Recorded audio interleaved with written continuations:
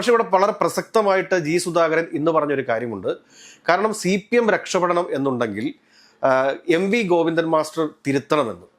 MV Govindan master തിരുത്തിക്കഴിഞ്ഞാൽ party CPM കേരളത്തിൽ രക്ഷപ്പെടും എന്നാണ് പറയുന്നത്.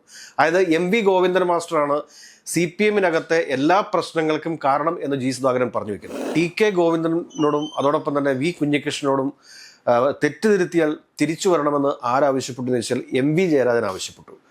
അപ്പോൾ V കുഞ്ഞികൃഷ്ണ മറുപടി എന്തായിരുന്നു എന്ന് ചോദിച്ചു കഴിഞ്ഞാൽ, എന്ത് തെറ്റാണ് തങ്ങൾ ചെയ്തത് എന്നുള്ളതിനെക്കുറിച്ച് ജയരാജൻ ആദ്യം പറയട്ടെ എന്നാണ് അദ്ദേഹത്തിൻ്റെ ഒരു പ്രസ്താവനയായിട്ട് വന്നിട്ടുള്ളത്. അദ്ദേഹത്തിൻ്റെ ഒരു നിലപാടാണ്. ഇപ്പോൾ നിലവിലത്തെ പ്രശ്നം CPM അഭിമുഖീകരിക്കുന്ന ഏറ്റവും വലിയ ഒരു പ്രശ്നം എന്ന് പറയുന്നത് MV ഗോവിന്ദൻ മാസ്റ്റർ CPMന്റെ സംസ്ഥാന സെക്രട്ടറി ആയിട്ടിരിക്കുന്നതാണ് എന്ന് പറയാതെയാണ് ഓരോ സഖാക്കന്മാരും പറഞ്ഞുകൊണ്ടിരിക്കുന്നത് എന്നുള്ളൊരു വസ്തുതയാണ്. മറ്റൊരു പാർട്ടി സെക്രട്ടറി CPMനകത്ത് ആവശ്യമാണോ എന്ന് ചോദിച്ചു കഴിഞ്ഞാൽ, പാർട്ടിക്കുള്ളിലുള്ള CPMനകത്തുള്ള ആളുകളുമായിട്ടൊക്കെ സംസാരിക്കുന്ന സമയത്ത് ഒരു പൊതുവികാരം എന്ന് പറയുന്നത് പുതിയൊരു സെക്രട്ടറിയെ അവർ ആഗ്രഹിക്കുന്നു, അതായത് സഖാക്കന്മാർ ആഗ്രഹിക്കുന്നു. നമസ്കാരം. ഗോവിന്ദൻ മാഷ് വർഗവഞ്ചകനാണ് എന്നാണ് ജി സുധാകരൻ പറയുന്നത്. അതായത് അദ്ദേഹം പറയുന്ന ഒരു കാര്യം എന്താണെന്ന് ചോദിച്ചു കഴിഞ്ഞാൽ, ഇന്നലെ ശ്രീ TK ഗോവിന്ദനോടും അതോടൊപ്പം തന്നെ V കുഞ്ഞികൃഷ്ണനോടും തെറ്റ് തിരുത്തിയാൽ തിരിച്ചു വരണമെന്ന് ആരാവശ്യപ്പെട്ടു എന്ന് വെച്ചാൽ MV ജയരാജൻ ആവശ്യപ്പെട്ടു. അപ്പോൾ V കുഞ്ഞികൃഷ്ണ മറുപടി എന്തായിരുന്നു എന്ന് ചോദിച്ചു കഴിഞ്ഞാൽ, എന്ത് തെറ്റാണ് തങ്ങൾ ചെയ്തത് എന്നുള്ളതിനെക്കുറിച്ച് ജയരാജൻ ആദ്യം പറയട്ടെ എന്നാണ് അദ്ദേഹത്തിൻ്റെ ഒരു പ്രസ്താവനയായിട്ട് വന്നിട്ടുള്ളത്. അദ്ദേഹത്തിൻ്റെ ഒരു നിലപാടാണ്.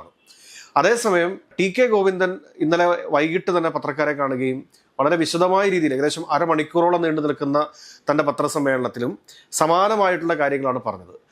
എന്താണ് തങ്ങൾ ചെയ്ത തെറ്റ് എന്നുള്ളത് പാർട്ടി ആദ്യം പറയട്ടെ, അപ്പോൾ ഞങ്ങൾ തിരുത്താം. മറിച്ച് പാർട്ടിയാണ് തെറ്റ് ചെയ്തിട്ടുള്ളത് എന്നുണ്ടെങ്കിൽ പാർട്ടി തിരുത്തട്ടെ എന്നാണ് പറഞ്ഞേക്കുന്നത്. ഇന്നിപ്പോൾ ജി സുധാകരനെ മാധ്യമപ്രവർത്തകർ കണ്ട സമയത്ത് അദ്ദേഹത്തോട് മാധ്യമപ്രവർത്തകർ ചോദിക്കുന്നുണ്ട്, ഇന്നലെ MV ജയരാജൻ്റെ ഈ ഒരു പ്രസ്താവനയോട് എങ്ങനെ പ്രതികരിക്കുന്നുവെന്ന്.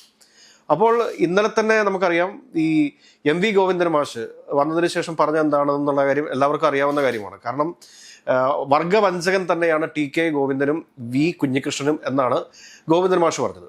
അപ്പോൾ ഈ വർഗവഞ്ചകൻ എന്താണ് എന്ന് MV ഗോവിന്ദൻ മാഷിന് അറിഞ്ഞുകൂടാ എന്നാണ് നമ്മുടെ ജി സുധാകരൻ പറയുന്നത്. വർഗവഞ്ചകൻ MV ഗോവിന്ദൻ മാഷ് ആണ് എന്നാണ് ജി സുധാകരൻ്റെ പക്ഷം. MV ഗോവിന്ദൻ മാഷ് എങ്ങനെ വർഗവഞ്ചകനാകും എന്നുള്ളത് പരിശോധിക്കപ്പെടേണ്ടതുണ്ട്.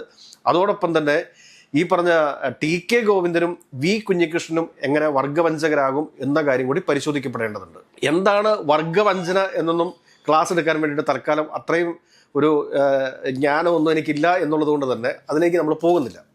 പക്ഷെ ഇവിടെ വളരെ പ്രസക്തമായിട്ട് ജി സുധാകരൻ ഇന്ന് പറഞ്ഞൊരു കാര്യമുണ്ട്.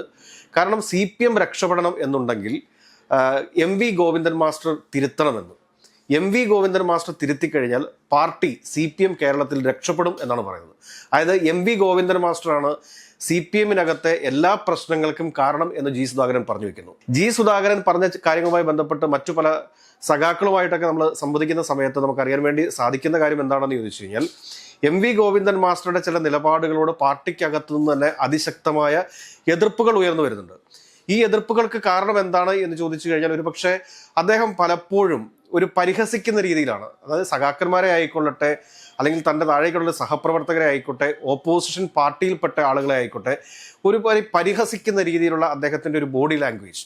ഈ ബോഡി ലാംഗ്വേജും ആർക്കും മനസ്സിലാവാത്ത ഭാഷയിലുള്ള അദ്ദേഹത്തിൻ്റെ സംസാരവും, ഇത് ശരിക്കും പറഞ്ഞു കഴിഞ്ഞാൽ CPM പ്രവർത്തകർക്കിടയിൽ തന്നെ അവമതിപ്പുണ്ടാക്കിയിട്ടുണ്ട് എന്നുള്ളതൊരു യാഥാർത്ഥ്യമാണ്.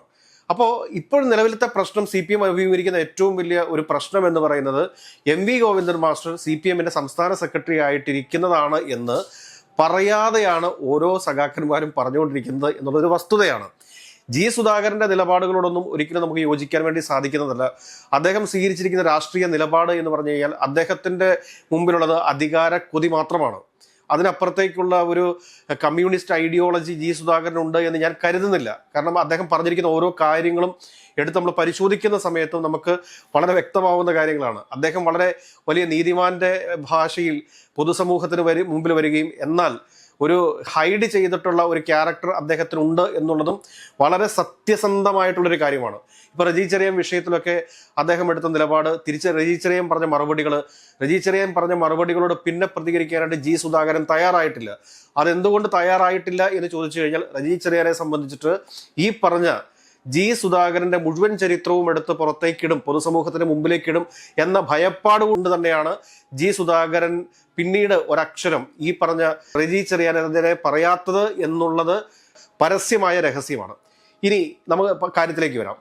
കഴിഞ്ഞ തെരഞ്ഞെടുപ്പിൽ CPM-നുണ്ടായ പരാജയം അത് സ്ഥാനാർത്ഥി നിർണയത്തിലെ പാളിച്ചയാണ് എന്ന് MV ജയരാജൻ ഇന്നലെ തന്നെ തുറന്ന് സമ്മതിച്ചിരിക്കുന്നു. പാർട്ടി ഘടകങ്ങളിലെ പല ചർച്ചകളിലും ഈ ഒരു വിഷയം ഉയർന്നു വന്നിട്ടുള്ളതാണ്.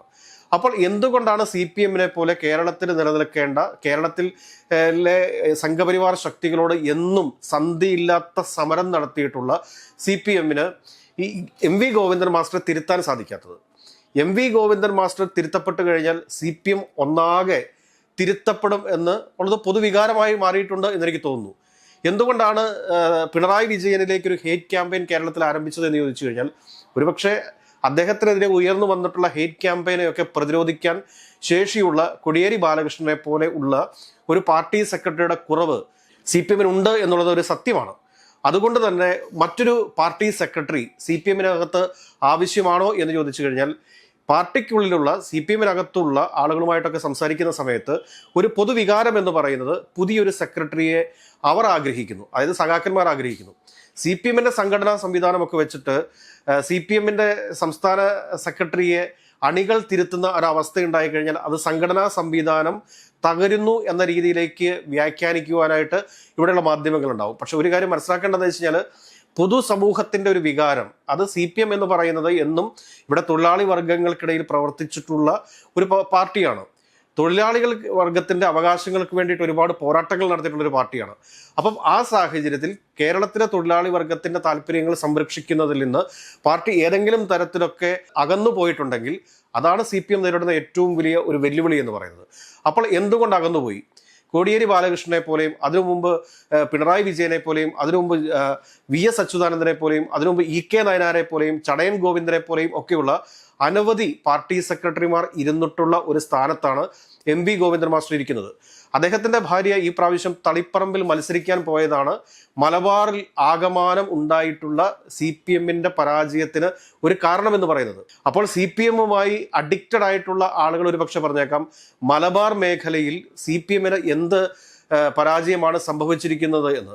പരാജയം തന്നെയാണ് സംഭവിച്ചിരിക്കുന്നത്. പയ്യന്നൂരും അതോടൊപ്പം തന്നെ തളിപ്പറമ്പിലും CPM-ന് ഏറ്റിരിക്കുന്ന പരാജയം എന്ന് പറഞ്ഞു കഴിഞ്ഞാൽ അത് വലിയ പരാജയമാണ്. അതുകൂടാണ് തൃക്കരിപ്പൂർ പാർട്ടിക്ക് ഏറ്റിരിക്കുന്ന പരാജയം.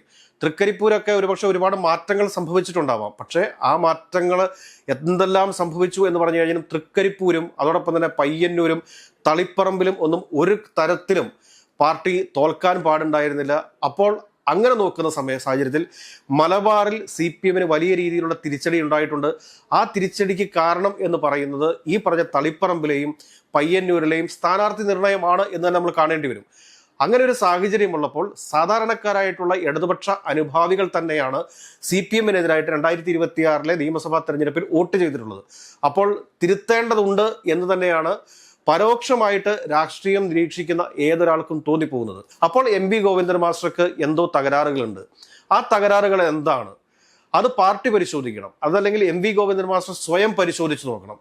മറിച്ച് പാർട്ടിയുടെ സംസ്ഥാന സെക്രട്ടറി എന്നുള്ള രീതിയിൽ ഇതേ രീതിയിൽ തന്നെ തുടരുന്ന ഒരു സാഹചര്യം ഉണ്ടായിക്കഴിഞ്ഞാൽ എന്താണ് സംഭവിക്കുക എന്ന് ചോദിച്ചു കഴിഞ്ഞാൽ, കേരളത്തിൽ ഇപ്പോൾ വലതുപക്ഷവും അതോടൊപ്പം തന്നെ സംഘപരിവാർ രാഷ്ട്രീയവും ഏകദേശം ഒരേ ദിശയിലാണ് സഞ്ചരിച്ചു കൊണ്ടിരിക്കുന്നത്.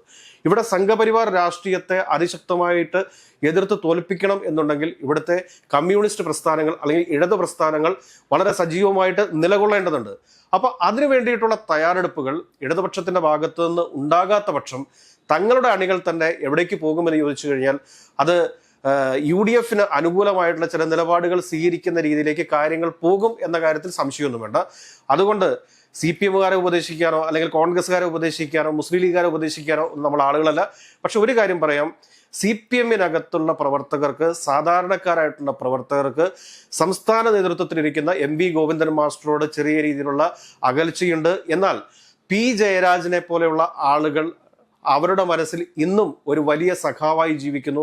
പിണറായി വിജയൻ എന്ന് പറയുന്ന സഖാവ് ഇന്നും അവരുടെ മനസ്സിൽ വലിയ രീതിയിൽ ഒരു സഖാവായി ജീവിക്കുന്നു. പക്ഷെ എന്തുകൊണ്ട് ആ ഒരു സ്പേസിലേക്ക് MV ഗോവിന്ദൻ മാസ്റ്റർക്ക് കടന്നു വരാൻ സാധിക്കുന്നില്ല എന്നത് ഒരു വലിയ ചോദ്യചിഹ്നമാണ്. അതൊരു പക്ഷേ അദ്ദേഹത്തിന് ആളുകൾക്ക് ആർക്കും മനസ്സിലാവാത്ത രീതിയിലുള്ള അദ്ദേഹത്തിന്റെ സംസാര രീതികളായിരിക്കാം. എന്തുമായിക്കൊള്ളട്ടെ, സാധാരണക്കാരന്റെ വേദന അറിയുന്ന ഒരാളായിരിക്കണം, അല്ലെങ്കിൽ അവന്റെ ബുദ്ധിമുട്ടുകൾ അറിയുന്ന ഒരാളായിരിക്കണം പാർട്ടിയുടെ സംസ്ഥാന നേതൃത്വത്തിൽ വരേണ്ടത് എന്ന തത്വം പാലിക്കുകയാണെങ്കിൽ ഗോവിന്ദൻ മാസ്റ്റർക്ക് പകരം മറ്റേതെങ്കിലും ഒരാൾ ഈ CPM-ന്റെ സംസ്ഥാന സെക്രട്ടറി ആയിട്ട് വരുന്നൊരു സാഹചര്യം ഉണ്ടായിക്കഴിഞ്ഞാൽ സംഭവിക്കാൻ പോകുന്നത് എന്താണ് എന്ന് ചോദിച്ചു കഴിഞ്ഞാൽ സംഘപരിവാര ശക്തികൾക്കെതിരായിട്ട് അതിശക്തമായ നിലപാട് സ്വീകരിച്ചുകൊണ്ട് CPM-ന് കേരളത്തിൽ അതിവേഗം തിരിച്ചു വരാൻ വേണ്ടിയിട്ട് സാധിക്കും എന്നുള്ളതൊരു യാഥാർത്ഥ്യമാണ്. മറിച്ച് ആണ് സംഭവിക്കുന്നതെങ്കിൽ സുധാകരൻ പറഞ്ഞതുപോലെ ഗോവിന്ദൻ മാസ്റ്റർ തിരുത്താത്തോടത്തോളം കാലം CPM-നകത്ത് ഒരു തിരുത്തുണ്ടാവത്തില്ല. CPM വിട്ട് പുറത്തു പോയിട്ടുള്ള ആളുകളൊക്കെ അവരുടേതായിട്ടുള്ള നിലപാടുകളുമായിട്ട് കമ്മ്യൂണിസ്റ്റ് ഐഡിയോളജിയുമായിട്ട് നിൽക്കുന്നിടത്ത് തന്നെ നിൽക്കുന്ന ഒരു കാഴ്ച നമുക്ക് കാണേണ്ടി വരും. ഏതൊക്കെയായാലും ഗോവിന്ദൻ മാസ്റ്റർ മാറുമോ മാറില്ലയോ എന്നുള്ളതാണ് ഇനി നമുക്ക് മുമ്പിലുള്ള ഏറ്റവും പ്രധാനപ്പെട്ട ചോദ്യം.